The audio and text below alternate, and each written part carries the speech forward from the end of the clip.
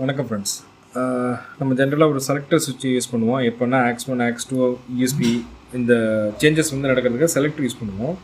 நீங்கள் அந்த மாதிரி அப்படி அந்த ஒரு மோடில் யூஸ் பண்ணும்போது AX1னா ஒரு எல்இடியும், AX2ல் AX3 USB இந்தமாரி ஒரு செப்பரேட்டான எல்இடி நம்ம வச்சுட்டோம் அப்படின்னா, இன்கேஸ் AX1னா AX1 லெட்டருக்கு மேலே அந்த எல்இடி எரிஞ்சதுன்னா கஸ்டமர் யூஸ் பண்ணும்போது அவங்களுக்கு ஈஸியாக அண்டர்ஸ்டாண்ட் ஆகிடும். AX1ஓட இன்புட்டில் தான் இப்போ வந்து ஆம்பிளிஃபையர் பாடிட்டுருக்கு. இப்போ அடுத்த மோட் பண்ணும்போது இது நம்ம கஸ்டமைஸ் பண்ணியிருக்கோம் ஒவ்வொரு கலராக.